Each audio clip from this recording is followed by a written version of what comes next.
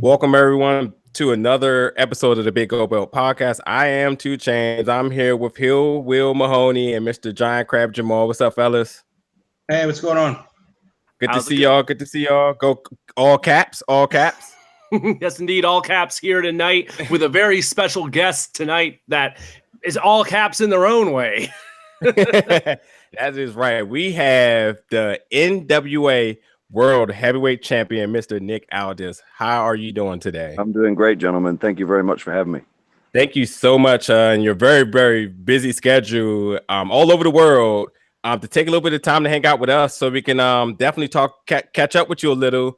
We'll talk about, quite frankly, you defending the championship all over the world, which is bringing you into our area of NWA Pro Wrestling here in the Washington, D.C. area for a title defense come June 9th.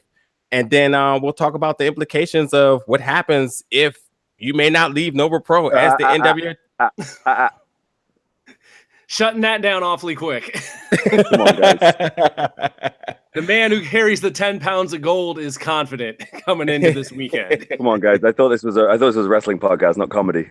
Oh man, we'll have to make sure that Isaiah Frazier and Coach Gator know what the champ is talking tonight. Now, down goes Fraser. that chant might start up on Saturday. I didn't even think of that.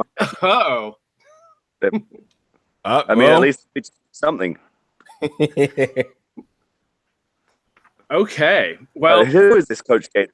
I mean, I'm unfamiliar with his work. I mean, can we talk about this chomper for a minute? What are we doing? Well, Coach Gator is he's a coach from this area. He's scouted some of the hottest talent within different territories, and right now his newest protege, Isaiah Frazier, who's trained and he's bringing him up through the ropes, and he set up this match, this big announcement last month. Well, I mean, I know someone must have backed up the Brinks truck to get the champ, but other than that, I don't know what's going on. I mean, look, at the end of the day, being the real world's champion, it's about opportunity, guys. And sometimes, you take on all comers, you take on the very best, and sometimes you extend an opportunity to, a ham sandwich. But I'm not going to say which one I'm doing on Saturday night. I'll let the people decide for themselves.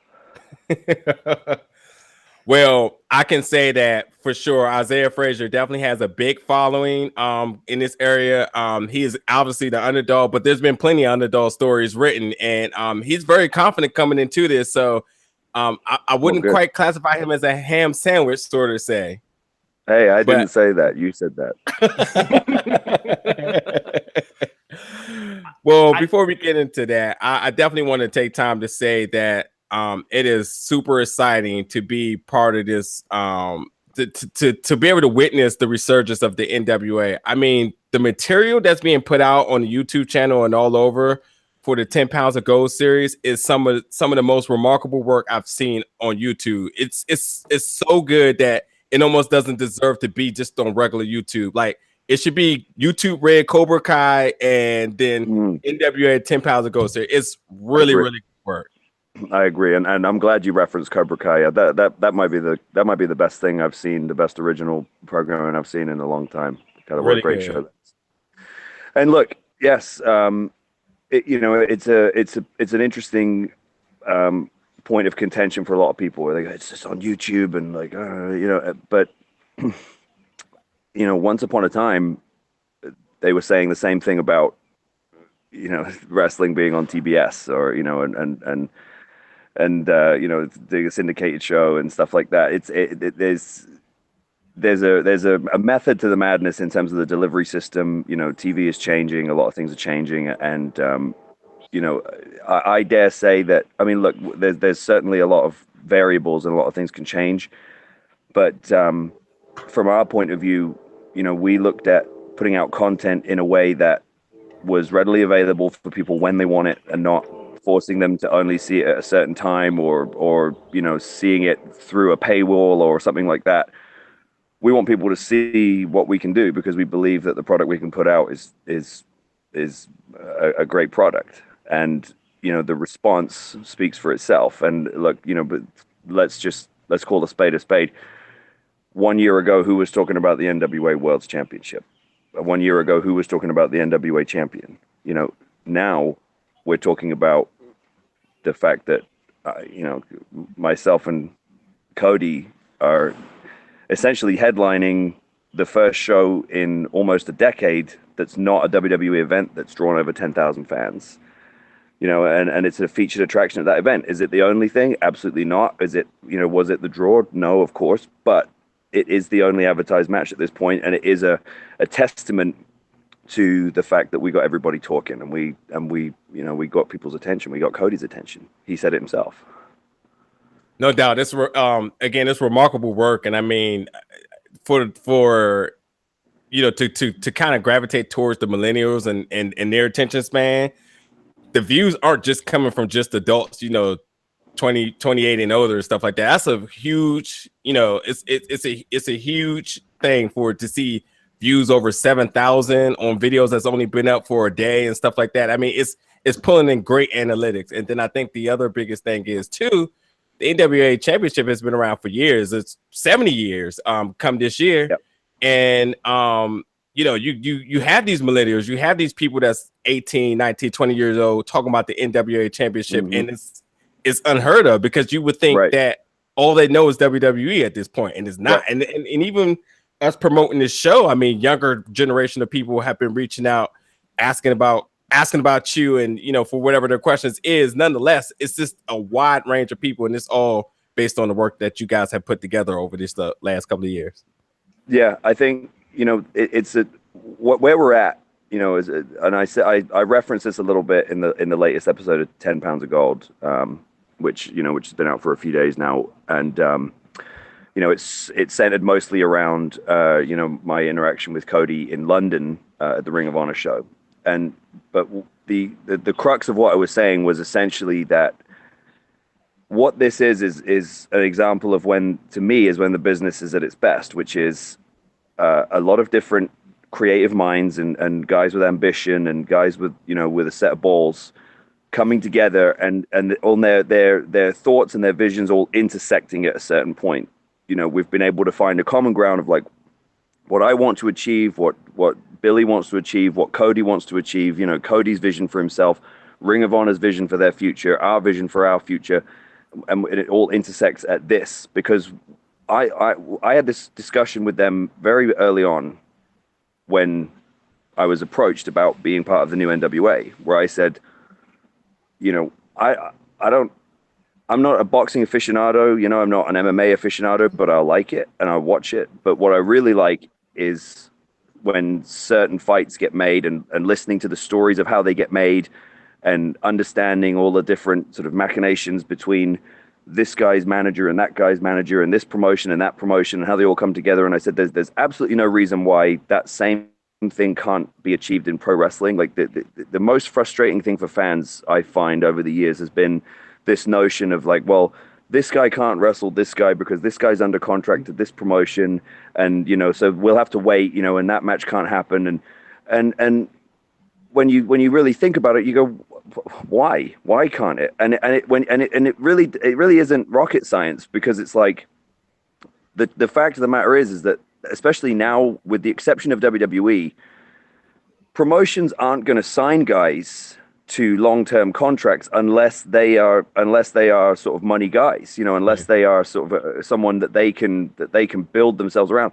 So ultimately, you are going to keep the guys that are going to draw the most money together separated from each other if you don't work together. You know what I mean? Yeah. Like that's that's the sort of ultimate irony of pro wrestling in the sort of model that we're in now. And that like over the years, I can't tell you the amount of times I had people go, "Oh man, I would love to see you wrestle Wade Barrett." You know, like that would be the, you know, because he was the sort of WWE's kind of, you know, top British heavyweight guy, and I, you know, and obviously I was the top, you know, and it's and you know, there's so many different things like that over the years. I'm like, oh, I would love to see you wrestle this guy or that guy, and you know, and you think, yeah, it's there's money left on the table there, and so when we approached this, we kind of went, well, what's to say we can't do that? Yeah. You know, obviously, and I'll say this. You know, people might think that this is a bit like pie in the sky to say this, but who would have thought a year ago that we would have been doing this with Ring of Honor?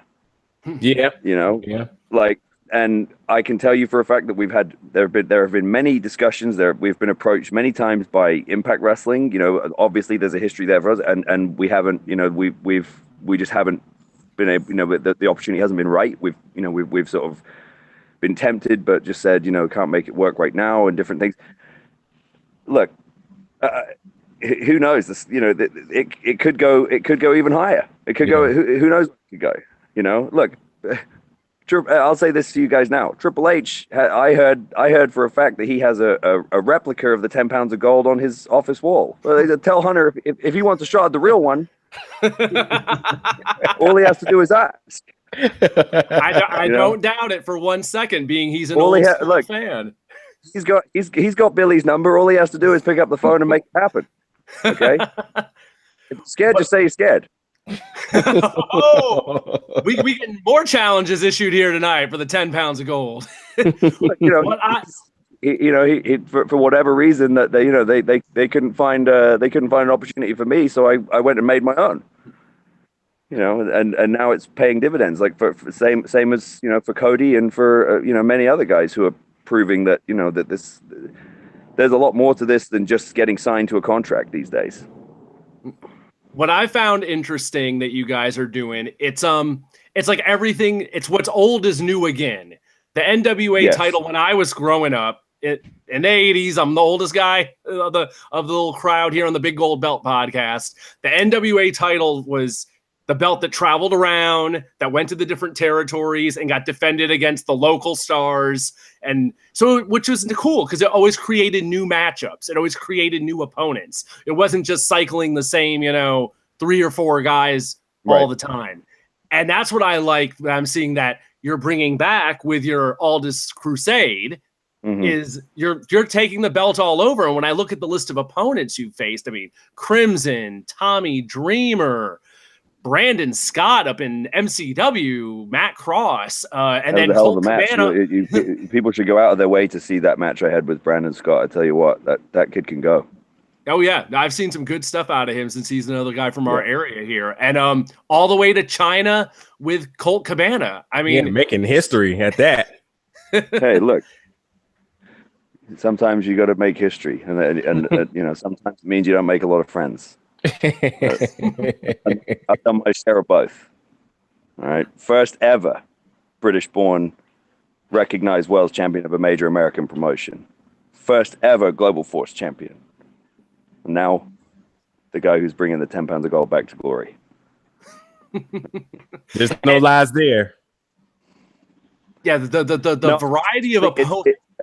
Yeah, I know. I really do. You know, and I appreciate this the sentiment from a lot of people as far as the traveling champion thing, and that was again something that was sort of organic. That sort of came around just based on, you know, my existing bookings that I already had, and then we were sort of, you know, working on the fly a little bit as far as like, how do we approach this? You know, what do we do for a title match and stuff like that, and obviously, you know, the NWA, you know, they're going to approve, you know, the opponents, and they're going to make sure that, you know, that it's presented in the right way for the most part. Obviously, it's not always an exact science, but, you know, we started talking about it, and I said, look, every single existing booking that I already had, the second that I won the NWA title, which again is a testament to the work we had done with 10 pounds, within a day of winning that title in December, all of these promotions that I already had stuff in the books for, you know, right through, you know, up until this point, you know, I already had bookings as far as the summer. They all would say, what? How do we make this a title match? You know, can we make this an NWA title match? Who do I need to talk to at the NWA? And we just got to a point where we said, let's do all of them. You know, let's make them all title matches. You know, unless for whatever reason they wanted to do I did a couple of tag matches in House of Hardcore and stuff like that. But, you know, for the most part, it's like, look, let's go and defend this title as, you know, as many places as possible, and get people, you know, understanding and recognizing this as the world championship again. Absolutely. You've been quoted as saying that by doing that, you're reestablishing the legacy of the NWA title. And Yes. that is really what it feels like. I think that the combination of what you were saying with the 10 pounds of gold YouTube series, bringing the belt to a new generation of fans that aren't as familiar with it, and then taking it out on the road to all these shows, at this point, it's a lot of people would say it's branding. Of course, it's branding. It's getting it out there. It's getting it in front of people, and I think it's really remarkable how much ground's been covered in not even a year yet. I mean, and you've only had the belt since December 9th. Yes, and I'll tell you, one of the most rewarding moments for me was we shortly after when we started the Crusade, which was because we had a whole bunch of bookings and we started in LA with Ellsworth. We went to the UK, and I had something, I think it was like 6 or 7 title defenses in like a 9-day stretch, and one of the nights we were in a town called Exmouth. It's a beautiful little town on the south coast, and it was a great building. And this little kid came up, like when I was doing an autograph signing. Maybe like 7 or 8 years old, and he just, he came running up to me and he knew everything. He'd seen every episode of 10 Pounds. He knew the whole, and he was just like, oh, when you said this, and then it did that, and then you beat Tim Storm, and and this is a 7-year-old kid, and he's invested in the NWA World Championship. And we looked at that and went, okay, this is hitting. As long as we can continue to get, build the momentum, because eyeballs is everything. Yeah. But the patience comes from going, look, some people, and we've seen it in wrestling time and time again, some people rush their product to market too fast, and they reach critical mass, and they promise all this stuff, and then people go, okay, now what? We just said, look, we're just gonna we'll build this from a quality standpoint where, over time, the people that do see it are super invested in it, and the people that don't, they get told by the people that do, and they go, like, you're missing out. You need to see this. Yeah. And we get that, that to me is how you build in the modern era. We are nobody. Even if you took all of the other companies and combined their resources, you still don't come close to the resources that WWE have, especially now. Like they've just signed 2 monster rights fee deals on top of the network, their share prices through the roof. I mean, they're doing so much right, but they are a monster, an absolute monster in the market.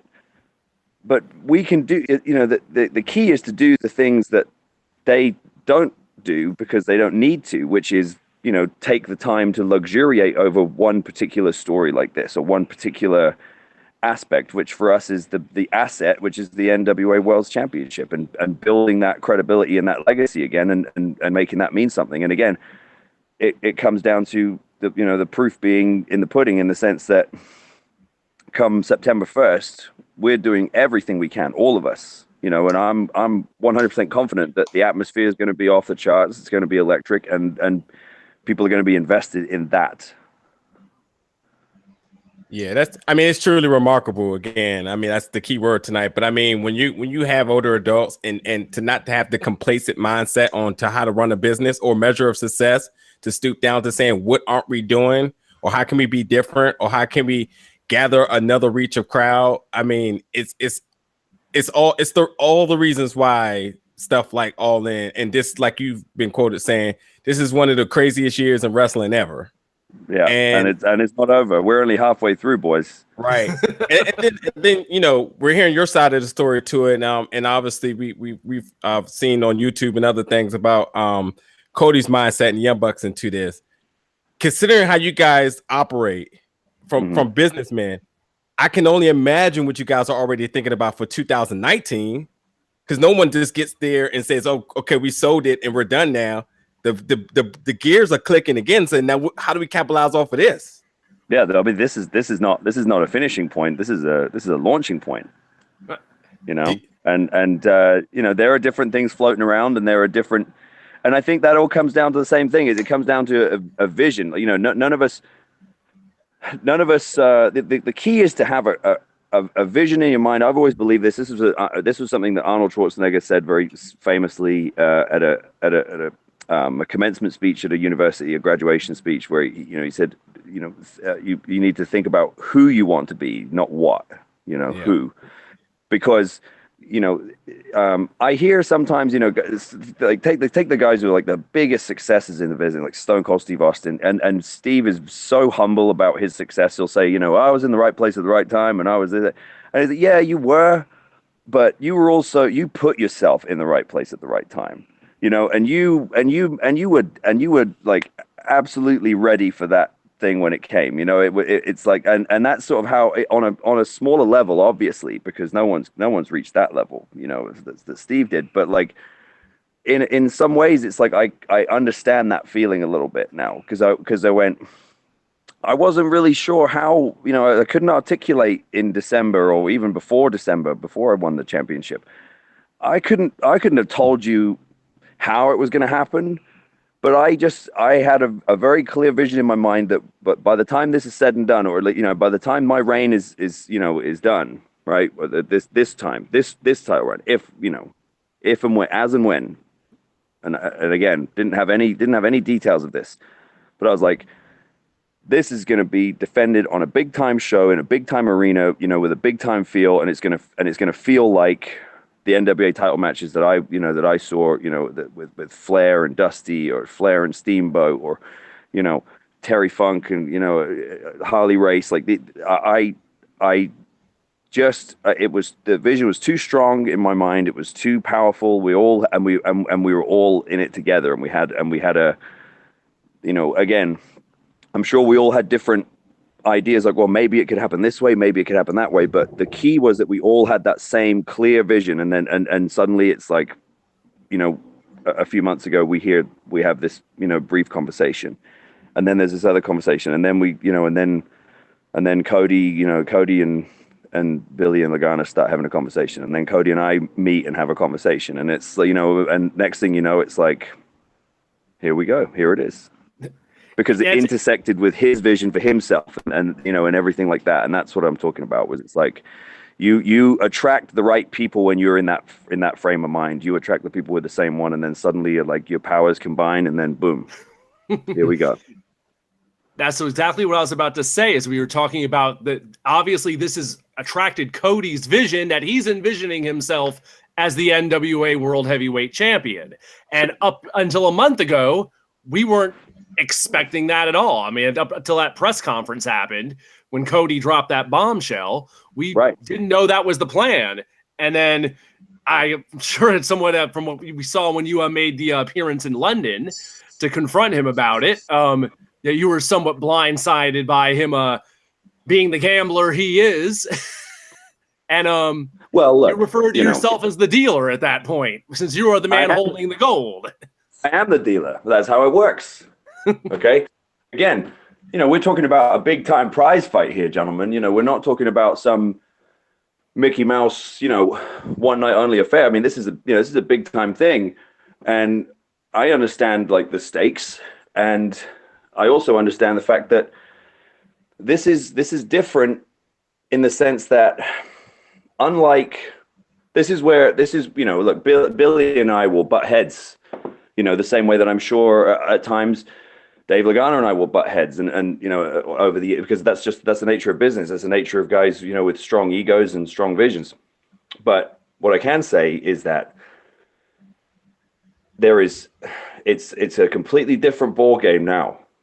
Like, it's not a case of like, well, you're under contract to us, we own your ass. You do exactly what we, like, look at my TNA title run. I busted my ass for 6 years to get to and stuck around when I probably had an opportunity to go somewhere else, and I stuck it out because in my mind I thought, if I stick it out, I think I'm going to win the championship here, and I'd put in enough time at that point and been through enough BS that I wanted to prove a point and go, I'm going to make it to the top of this company, and I did, and then look what happened. Like, it's like, because the structure of that contract and the way it was laid out was like, they own my ass. There's nothing you can do. even when you know that the way you're going wasn't right, it's like, well, you know, too bad. That's not the way it works here. The way it works now is this is real. Yeah. The reason that this is resonating with people is because, you know, people keep saying to me, "It feels so real." It is real. Like, you know, we do all negotiate this stuff together. Like at the end of the day, you don't make it to a high level without having at least some degree of business sense. So why would you not utilize that if you were a promoter? You know, when you're dealing with, you know, with high level talent, you wouldn't, you know, it's asinine to me, this mentality of like, oh, you know, we don't pay you to make decisions, we just pay you to wrestle. You know, it's like, well, we're all businessmen here, guys, because like we're independent contractors and we work this stuff out like gentlemen. And again, when you do look at the result, like I was there for, you know, when I stood across the ring from Cody in London, you know, feelings like that don't come along every day. Like there was an electricity there and there was a feeling there because people knew, like, I'm witnessing something unusual here. This is a different ball game we're looking at now. And that's because, you know, you're looking at two alphas who call their own shots. And speaking of which, you upped the ante there when you confronted Cody in London and made it that he can't just ask for the title shot. He's got to put up something else, hopefully that he's in the running for Ring of Honor. So right. The pot's only gotten bigger, and that's only going to attract more attention and more interest in my mind. Right. No doubt. And look, again, that comes down to what I was saying before, which is it's common sense, right? There's a when I saw that, and again, this is legit. When I saw that was a thing, you know, and I said, well, and I said, hang on a second, this guy's, he wants a shot at the NWA title, but he's got to run a championship match coming up soon. Obviously, we don't know the outcome there, but I said, but I hold all the cards here because he wants my championship, but I don't want him walking in with a championship of his own if he's not willing to put that up too. So that was where that came from, and to me, it just made common sense, you know. And it doesn't mean that if he's unsuccessful in winning the Ring of Honor championship, that there's no match at All In per se. I'm just saying, look, if you've got an asset too, then, you know, put your money where your mouth is. If you're all in, be all in. No, exactly. That's exactly my next question is that, you know, you are the dealer, and if a player does not have a wager, is there a bet here to be made? Considering he does go for the ROH championship at Best in the World against Dalton Castle and Marty Scurll, which record has it, or history has it, that Dalton Castle has beat both of them. He's won the ROH championship from Cody, and he's defended it and was successful against Marty Scurll, which I know I was in the front row for that. That's right. And so the odds aren't really against Cody here, which means that, yeah, what do you do as a businessman now? Because now not only are you just a dealer, he doesn't have anything to bet here, so he has no seat at your table. Right. Well, and look, there are other chips to play besides championships. You know what I mean? This is professional wrestling. Okay, emphasis on the pro part, right? Yeah. So, you know, there's, you know, we got to talk about the Benjamins, but you know, those some of those details will be behind closed doors, and they'll be settled one way or another.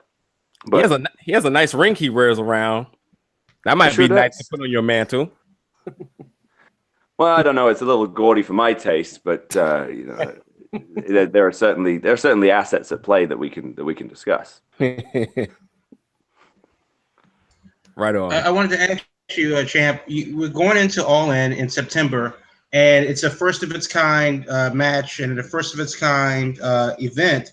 How important is it while we're in this wrestling renaissance for events like All In to spurn seemingly out of nowhere, seemingly almost as a dare against the powers that be?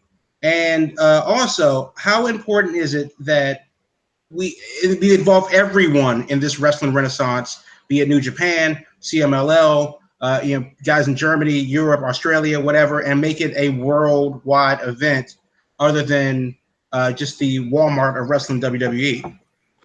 Well, I see. I don't necessarily see All In as a rebellion against WWE. I see it as a bunch of guys who wanted to prove that it was more of a rebellion against the mentality that you can only be a star if you're in the WWE. Right? I've said many times that guys, the biggest mistake guys are making coming into the business, and it plays into WWE's hands, is that guys come into the business now and their mentality is to get signed by WWE. That's their, and I was the same. That's everyone's goal. Everyone comes into the business, oh, I'm going to do this, I'm going to do that, and I have this. But ultimately, they're all driving towards the same destination, which is to get signed by WWE. So, and my point on that is, so wait, you're going to go into a creative industry where you're going to own your own IP. You're going to be a 1099. You're going to do all this stuff, and your goal is to get to a point where somebody else owns your ass and like tells you what to do, and and then says, "Oh, you're not that anymore. Now you're this guy." Right? And look, that's like they're McDonald's, right? Like everybody in the world knows who they are. That their logo, their branding, everything else. But hey, maybe it's time for In-N-Out Burger. You know what I'm saying? People get. I don't remember the last time I saw someone get really excited about a McDonald's, right? But when they opened a Five Guys in Leicester Square in London, they were lined up around the block and people were losing their shit. And it's like, are they gonna be? Is Five Guys gonna challenge? Gonna challenge McDonald's in terms of market share? Not really. Not particularly, because it's McDonald's. You know what I mean? They're everywhere, but it's par for the course. And there are different ways to penetrate the market.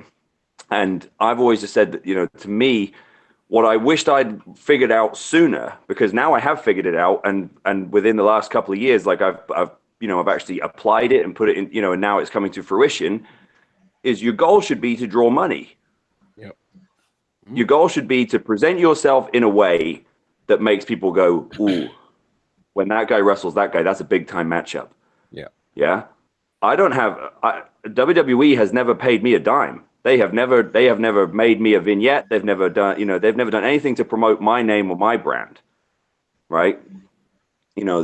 So whatever other people have, other companies have, and obviously Billy has invested a lot of his money in, and Dave has invested a ton of his time in doing a lot to present me in that way. But I've also invested a lot of my own time and money, So it's like what you're talking about now is an asset, and it's like when you look back at the business, Hulk Hogan, was Hulk Hogan before he got to the WWF. He walked in the doors as Hulk Hogan. He created that. Ric Flair was Ric Flair. Like obviously there are examples in the modern era, but when you go back and look at that, that when it was more independent, guys was everyone was sort of calling their own shots. The result was you got a lot of big time players because it forced that out of people, and I think it's just taken a while for the business to level out like that, because I think after a while people started to realize like there's only so many spots in WWE. We can't all be there at once. As much as I would love for me and all my friends and all the top guys in WWE and everyone else to all be to all be headlining pay-per-views and blah, blah, blah, there's only a certain amount of spots available. And what are we going to do? Just go, no, yeah, it's cool, we'll just wait our turn. No, F that. Like, I'll make my own turn. That's right. The more and more we talk to you now, I really have never really realized how much you and Cody Rhodes' careers are really synonymous about investing in yourself, and it just makes sense now that you guys are on a clash course with each other come September 1st. It's fate. It's absolutely true, and it's. I think you'll see that play out over the next few months, and leading up to All In. But it's you're not the first person to make that observation. but you are one of the first to make it publicly. So, you know, kudos to you on that. But it's certainly one of those things where contrasting origins for sure. You know, Cody was born into the business, born into, you know, wrestling royalty. But you know, that comes with pros and cons. I have never and would never cite that as a criticism of him. I would certainly, you know, because I understand both sides of that. We both have a number of misconceptions that we have to battle against all the time. And we both have, you know, we're both polarizing in the sense, because when you have the courage to communicate and articulate your vision for yourself and put it out there and actually have the balls to commit to it, you know, there are always going to be people who are fearful of that, and then will do their best to tear it down. But it also attracts people's interest at the same time, and I think that's what you're looking at now, and you're right. That's why I think we were destined to collide. Yeah, and another thing to add to that too is from watching the 10 pounds of gold series, you know, you and Cody are complete badasses. There's no doubt. But when you guys talk about how much this means to you all and the legacy that you both carry, you see the passion. So, you know, you it's almost like we've been talking all night. When you invest in yourself and your heart's really into it, and your mind is sort of kind of the decision in making factor of it, but nonetheless your heart is still pushing you towards doing what you feel is right. No doubt you sell out 10,000 tickets in 28 minutes. It's fate. It's supposed to happen that way. And I think you know and I think that, you know, look, the Bucks have to be given a huge chunk of that absolutely credit, you know, like absolutely. This is their baby, you know what I mean? Like Nick and Matt, I you know, I've known them. You know, people forget this because, again, you know, especially with the mentality of a certain chunk of wrestling fans who I feel now are you know, that mentality is starting to dissipate now, because people are just starting to like wise up and just realize, like, no, let's just all, you know, let's just all get behind this and have good energy towards the wrestling business. But certainly, you know, there's this, you know, the troll brigade. Like, when you're 6'4" and, you know, 250 pounds and, you know, fairly good looking from all accounts. You know, I'd hate to say that about myself, but, you know, it's something that I've heard from time to time. You bag one of the hottest babes in the business, one of the best of all time. You know, like you know, it's not that, you know, obviously you're going to leave yourself wide open to a lot of criticism, but people forget this, that, like, so they like to create this sort of false history, like, oh, he got this handed to him and he got that handed to him, and Cody gets the same thing, you know, oh, because of his dad and blah blah blah, you know. But I remember a time where in TNA there were like 3 locker rooms. There was like the air conditioned, nice, like top guy locker room with like leather couches and this and that, and that's where, you know, that's where, like, you know, the Stings and the Kevin Nashes and the Kurt Angles and people like that would dress. And then there was this other trailer that's where your AJ Styles and you guys like that would dress. And then there was this third trailer, and it was me, the Young Bucks, Kazuchika Okada, you know, and a bunch of other guys. And fast forward, you know, like we used to sit there and, you know, half the time we wouldn't be on the show. You know, we'd be showing up like, oh, you think they know, like, we're just playing crazy golf in the dressing room, you know, whatever. Suddenly, you know, and then like fast forward to, I remember like texting with those guys in like 2013. I was the TNA champion. That they were riding high in New Japan, and Kazuchika Okada was like headlining the Tokyo Dome. You know, so it was like, there's a long time sort of kinship there with those boys and myself and a bunch of other guys. And you know, the amount of times I pitched Marty Scurll to TNA over the years and told him, look, you need this guy now, because in 1 year, 2 years from now, this guy's going to be like the hottest thing. And I'm happy to say that, because I know I said it. It's true. Like, and the people in the business who have the courage to admit when, you know, what, like that kind of thing, like I ran into Bruce Pritchard in New Orleans. You know, that was one of the first things, because Marty and I were there hanging out together, And that was one of the first things. Bruce comes over and he's like, you know, he's complimenting Marty on his work, and he says, he said, yeah, he did. He, you know, he told me this guy, like, you know, you're gonna get this guy.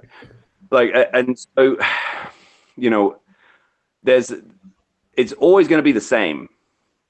Guys, when they reach their, you know, sort of 30s, like that tends to be the sweet spot. Because you hit that sweet spot of respect, but also, you know, youth and excitement with people. And those stories are not, you know, we're not the first people to have that. You know, almost all of them at some point, you know, someone treat them like a jabroni in their early days, and you use all that, and it all comes around. But it's, you know, it's what All In is to me in many ways is, you know, they could have made it like, I hate to say, I don't mean to say this in a sort of negative way, but they could have gone with all the safe options, right? They could have gone with, you know, the ones who are not going to get any sort of polarizing response on the internet. They could have just filled it with a lot of the sort of you know, of that crowd. And instead, the first thing that comes out is Cody says, "I'm challenging for the NWA World Championship." So everyone goes, "Wait, Nick Aldis is the NWA champion." You know what I mean? And suddenly, like, who would have said that, right? But now look at what everyone's saying, and it's, you know, that to me is as gratifying as any feeling I've had in the business my whole career, you know, which is over a decade at this point. So to me, it's amazing to think that there's already 10,000 tickets sold. The match is already announced. It's already getting this much buzz and this much publicity, and we're still, July, August, we're still 3 months away from it even happening. So the snowball is only going to grow as we get closer to September 1st in Chicago. Well, and a lot can happen. A lot can change. Who knows? We may not be worthy for that, but I can see something very much burning up in your eyes. Again, you are the dealer. My cogs are turning. All right. Sooner, but by the time All In has happened, I want to see a replica of the 10 pounds of gold sitting behind you, not those toy belts you've got right now. You got it. I definitely plan on having a picture with you with it on Saturday. That's already has been my mindset. So we'll start there for sure. I do have to ask one question. So initially, when the announcement was made at the All In press conference, Billy Corgan did get up there to say that you will be defending it, and you were quoted by saying that you felt like you wasn't respected, and no one approached you about it, and unless, you know, someone tossed you, nothing was happening, you know, before the announcement came out. I just want to know, in your mindset initially when that happens, can you speak about your relationship with Billy being able to put you in a position like that without consulting you? Is it more of a look? There's a little bit of gamesmanship. Okay, I understand the process. You know, this is the dynamic that exists between promoter and, you know, and top talent, is that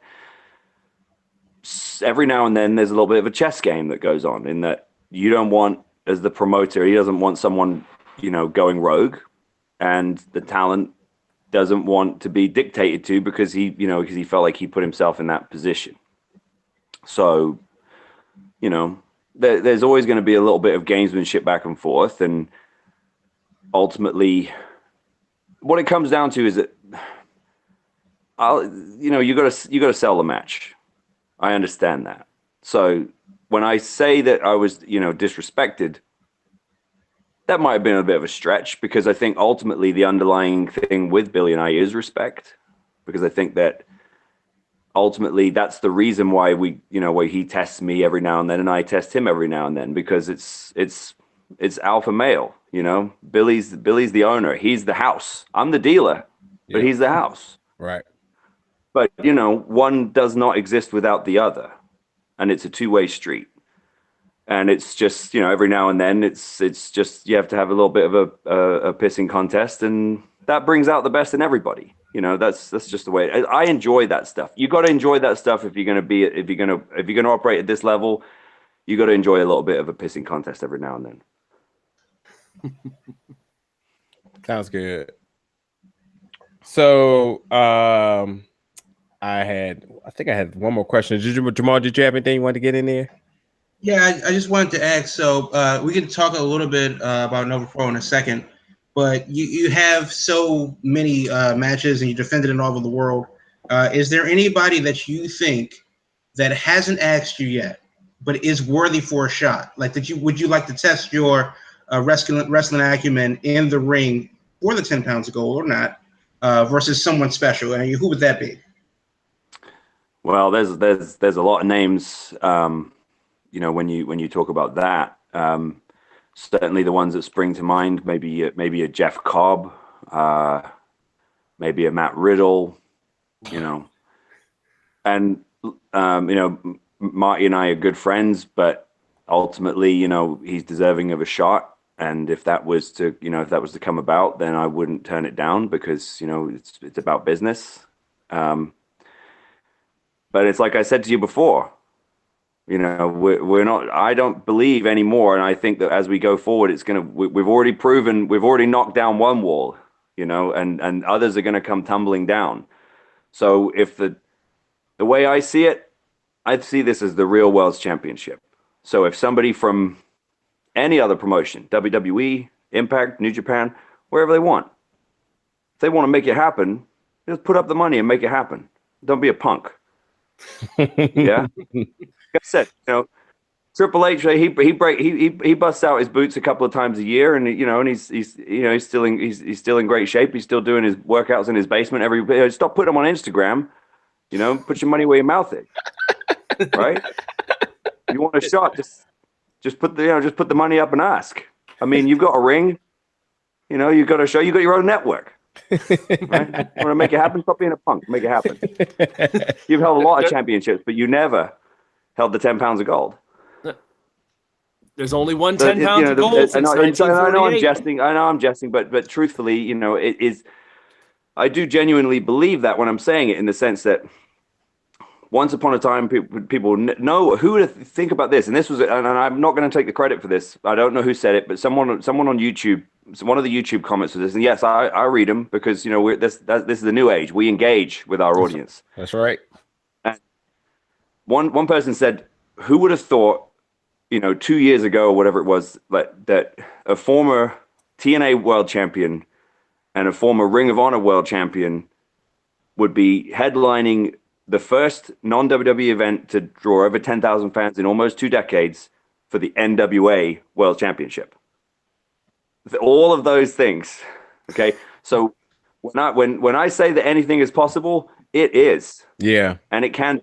All it has to happen is everyone has to want it, and everyone has to have the courage to make it happen, and don't hide behind, pen and paper. Yeah, I mean, we did see Conor McGregor fight Floyd Mayweather last year, so anything really could happen in the world of combat sports and sports entertainment.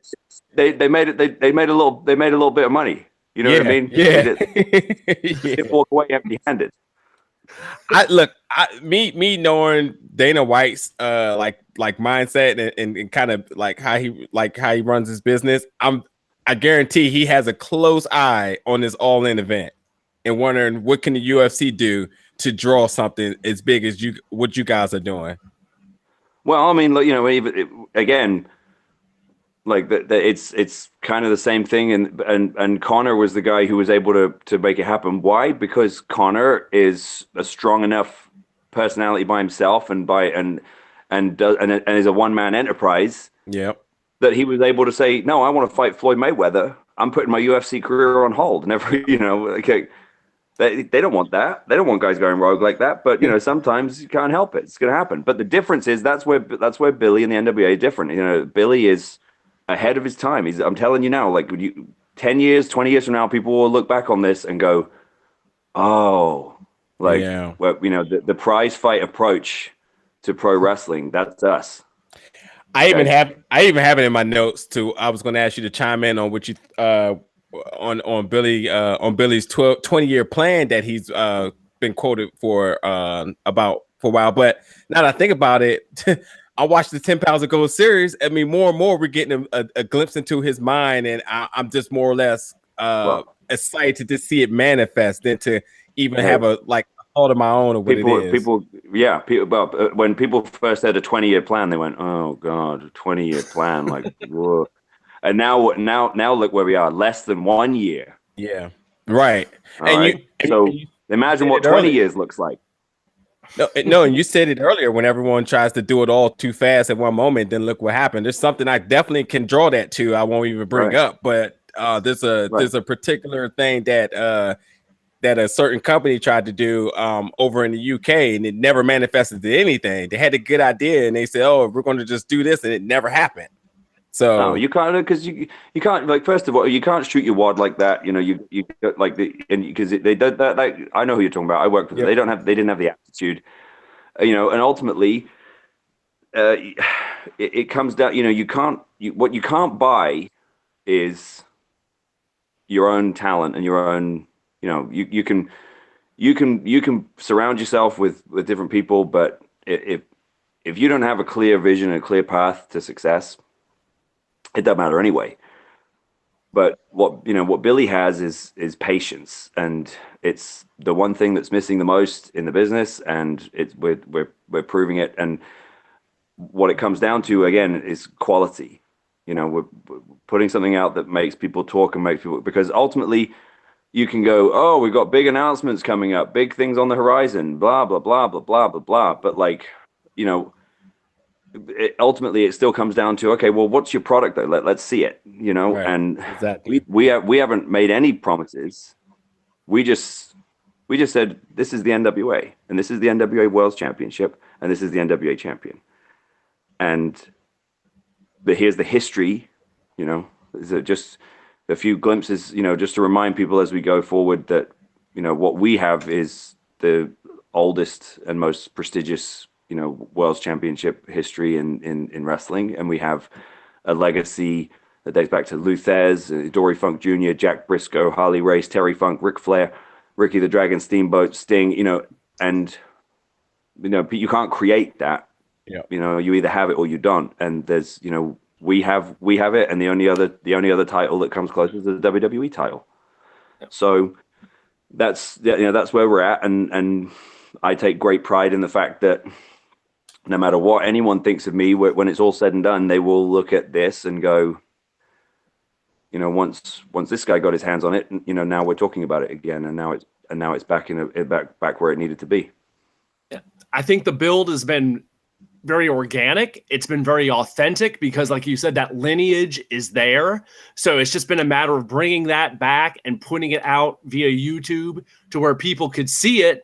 And now that you're taking it on the road and bringing the product to all these towns, to all these different countries, to our own backyard this Saturday at Nova Pro Wrestling on Saturday, June 9th against Isaiah Frazier, it's everyone's can see it firsthand. Oh, Frazier. Will that happen Saturday? Will that happen at Annandale at the Firehouse? It may be down goes Frazier. It may be Frazier taps out. I'll have to make up my mind on Saturday night. I think there's a lot of people at Nova that are there. The announcement of the match a month ago really surprised a lot of people. A lot of people weren't expecting it. And I think all eyes are definitely going to be on seeing the NWA World Heavyweight Champion in Nova Pro this Saturday. It's a really exciting development. And I really like the idea of that this is happening all over the place. This isn't just happening here. It's happening in MCW. It's happening in China. It's happening in the UK. It's going to happen at Allin. It's going to happen all over. So everyone's getting an opportunity to see it firsthand and up close. Yeah, I appreciate that. And it's, you know, I some people know this about me. You know, yes, I'm British. And obviously that's always been a sort of a point, a notable point, as you know, for me in my career. And yes, I'm a national treasure. You know, yes, I couldn't make it to the royal wedding despite the invite, but I do live in Virginia, and it's nice to be able to, you know, I've had many over the years, many times, especially since I won the title, people are like, when are we going to see a title defense here in Virginia, you know, because it's the Mid-Atlantic and there's so much history here and everything else. So yeah, it's great to be able to do that. And you know, Nova showed themselves to be a smart promotion by making it happen, and look at the response. There you go. And there may not be tickets available for All In anymore in Chicago, but there are tickets available for this Saturday for Nova Pro. So people need to come out and see the NWA World Champion firsthand up close this Saturday, June 9th. Yes, sir. No doubt. Look, I have of everything you said. I think the only thing that I forgot to bring up is that there is this rumor around there floating on the interweave, as they like to say, that Mrs. Taylor Swift was in your inbox at a point, but you decided not to return her messages. So, is there any concern that a breakup diss song may be coming your way very soon? It's not a breakup, other people. I'm a married man. Well, right? you know her style. She's a little nutty on that case. So she might have messaged you and thought y'all was together. she don't want to tussle with my wife. Not at all. Mean? Like that ain't a fight she's gonna win. Maybe that's all. Greatest of all time. That's right. But look, Tay. It's like I told her before, on a different time, a different place, who knows? But it can happen. It can happen now, and it's not going to be the first heart I've broken, boys. I'm not going to lie to you. Sounds like you might be trying to break the hearts of the Nova Pro family when you come in this Saturday, and you are definitely looking past this, going towards All In. So you're obviously looking. I don't look past any opponent. All right, when it comes to Isaiah Frazier and Coach Gambino or whatever his name is, he's I don't look past them. I look through them. Exactly where I'm looking, which is making history, being the greatest NWA champion of all time. That's right. Well, I got one thing. We have a quote from Coach Gator. We'll end off with, and unless any of the co-hosts have anything, that's it for me. But my one thing is, I wanted to bring it up earlier, but you did say how a lot of people were asking how come you got the title shot or you were getting the chances and stuff like that. And it's not sort of say I want to. How do you feel about that remark? But I want to know, sort of say when you do hear that. But also at the same time, you give any and everyone the opportunity to step up to the plate. Ultimately, what is your motivation, but beyond just trying to defend the title all over and bring the prestige back? Is there a self sort of like maybe ego sort of say, or something that just really pushes you to say, no matter the endurance, no matter where I got to go, you at time have to be away from your family. I mean, it's a huge toll on your life as it is, but you turn down no challengers. But ultimately, what goes through your head as the motivation to keep pushing? Well, there's some ego there. There's no doubt. I mean, you gotta have a healthy ego. Part of it just comes down to the fact that this is a business. It's professional. I got a mouth to feed. And I'm an Anglo-Saxon warrior, boys. I want the prize fight approach to pro wrestling, but there's money to be made, and if I can skate through a few challenges, without getting too badly hurt, then I'm going to do that, and I'm going to keep making money. But what it comes down to is, it's interesting. These remarks people make. It's people who don't put themselves in the right frame of mind, and they don't put themselves in the right place to get the opportunities, are always the ones who are asking why certain people get the opportunities. But this is not a communist business. Everybody is not created equal, right? Some of us, yes, some of us have certain advantages, some certain disadvantages, but ultimately, you bust your ass, you put yourself in the position where you get one opportunity. If you make it happen and you make it mean something, then another one will come, and another and another and another. And the business is like surfing. You'll ride a wave as long as you can, and you might wipe out, or you might be able to, and it's up to you whether you swim back out. I mean, it's interesting to see that, he's not the first guy to make these remarks about opportunities, but what's the one opportunity that I've never got? WWE. Yeah, WWE Championship. Right, and I was told flat out there is no opportunity for you here. All right, now you got two choices when you hear something like that. I just keep bending over for him and going like, "Are you sure? Maybe something else?" Or I go, "Okay, fine. I'll go make my own opportunity." And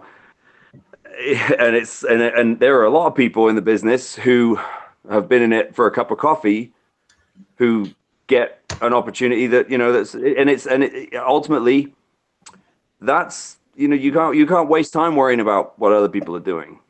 And by the fact that he's worried about the opportunities I'm getting after I've been a full-time pro wrestler since I was 18 years old, I've been busting my ass all over the world for over a decade. That tells me everything I need to know about the man, because he's too busy worried about what other people do and not worried about himself. And that's ultimately going to be your undoing in this business every day of the week, twice on Sunday. Yeah. The bottom line is the business is about opportunities, and if the opportunity doesn't present itself, you have to present yourself to it, make your own mark, and that's what you guys have done. That's what you've done. That's what Cody's done. That's what Allin is about. It's about making your mark on history, and a little bit of history is coming this way to Annandale, Virginia, at the Volunteer Fire Department, part of Commonwealth Cup weekend. We will see you this Saturday on the 9th, but it's June 8th and 9th. At 7128 Columbia Pike in Annandale, Virginia. That is at the firehouse. Get yourself some Korean barbecue. Come on over for a great weekend of wrestling. Champ, it will be great to see you in person. It will be great to see the 10 pounds of gold, that prestigious belt that one would argue supersedes all belts in North American wrestling, and hell, around the world, because there's definitely more than a U.S. flag on that belt. But we hope that it's going to be a great weekend regardless. We hope that the match versus Isaiah Frazier goes well. He's a good kid, and he has a lot of catching up to do in the business. And you know what? Miracles do happen, and one could happen this weekend. I'm not saying that it will, but you never know. That's why you got to watch. That's why you got to come out to the fire department and see Nick Aldis versus Isaiah Frazier live and in color. Never say never. Never say never. By the way, the Coach Gator comment. Do one of you guys want to take this one? Because I'm not. No, I could take it. Coach had some very strong words for Nick Aldis, and he simply just said, if Nick Aldis is too scared or wants to relinquish the NWA World Title before the match, the Gator Pit will gladly accept it. So Isaiah Frazier and the coach with strong words. I'd like to congratulate Coach Gator on the use of the word relinquish. Obviously, that thesaurus that he got for Christmas is coming in handy. And for those of you who may have heard him say it in person, it will be played again with English subtitles at some point in the near future. So we could take it that the match is on for this Saturday. Oh, it's very much on. You might not want to set your stopwatch. That's the only thing I might say about it. Oh, we will see. People need to come out for it. Yep, that's why all I can tell you is that I will be there, just like I am always there, and I will look damn good while I'm doing it. Okay. As for the rest, and profiling, as another famous wrestler used to do. Well, Nick, before we let you go, before we get out of here, please, where can we find you on the internet? If somebody wants a shot at the 10 pounds of gold, they want to make some money moves, where can they find you? Well, I can be reached on Twitter at @RealNickAldis. I'm verified, so check that out. And it's the same handle for my Facebook fan page, and then on Instagram I'm at Nick Aldis. If you want to reach out to the NWA, on all the channels, it's very simple, at NWA, and then go to youtube.com/NWA. You'll see the 10 pounds of gold. You'll see some full-length matches, including my recent match with China, my history-making match against Colt Cabana in China. And as far as reaching out to the NWA, yeah, if you get them on their social, there are ways and means to contact them. You'll speak to Dave Lagana, who's the EVP, and he's really the day-to-day operations man of the organization. And look, if you've got big enough balls and you got a big enough bank, You can make it happen. Maybe. Definitely, too, an additional shout out to all the hard work that's involved in everything that's going on here with Mr. Nick Aldis himself, Dave Lagana, the Young Bucks, Cody, the whole Allin star cast, all these people, Billy Corgan, everyone who's involved in what a special time in wrestling right now, where September 1st, the landscape of professional wrestling is going to make a huge turn. And if you've learned anything from listening to this interview, this is only the beginning. And quite frankly, this is still only the 3/4 of the year.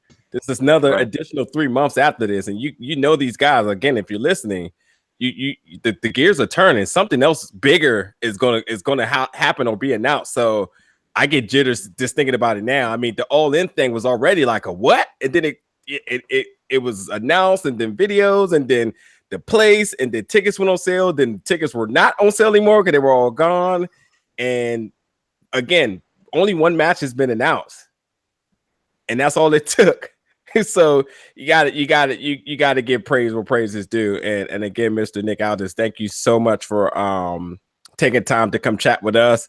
And we super duper look forward to seeing you come in Nova Pro this Saturday, June 9th for Commonwealth Cup weekend. Well, I got a question. Who's going to buy me some Korean barbecue? I got you. We'll take care of you.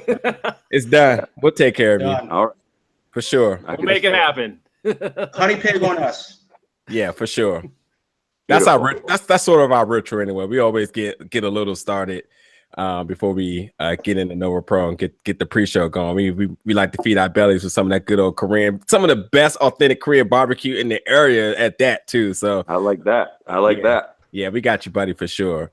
So anyways, for everyone that's listening or tuned in tonight, and for everyone who engaged with us on social media and helped us push and promoted this, thank you so much. You guys, look, if you're in this area, get to the show. There's tickets available. There will be tickets at the door.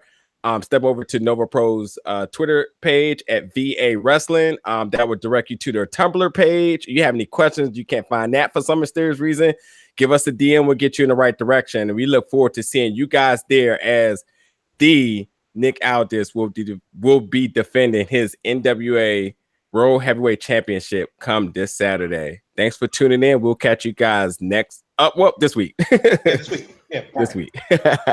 All right.